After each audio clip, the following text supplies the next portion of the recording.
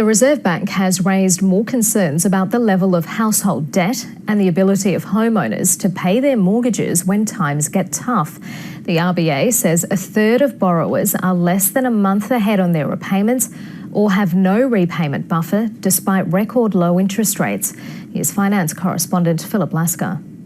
Don't be fooled by a smiling Reserve Bank governor. Last October, the RBA was sort of telling us they were not particularly worried about what was going on in housing. They weren't really worried about the state of household balance sheets. And clearly a lot has changed over the last 6 months.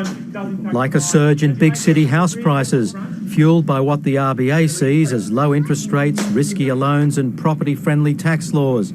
Its half-yearly assessment of the financial system concluded that vulnerabilities related to household debt and the housing market have increased.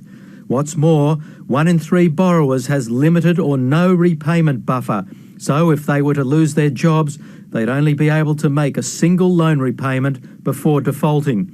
It's a relatively large pool of new and lower income borrowers who are more vulnerable to mortgage stress, leading to a sharp cutback in spending. If enough households reduce consumption sharply, then that can have an impact on economic activity. Rising house prices are also blamed for the build-up in household debt as people are encouraged to borrow more. Also worrying is the concentration of investment loans among highly indebted households, increasing the risks of a big fall. If rates were to rise or if the economy for whatever reason was to be subject to some sort of shock, then I think these sort of issues would become problematic for us. More comforting were the jobs numbers. Unemployment stayed at 5.9% in March.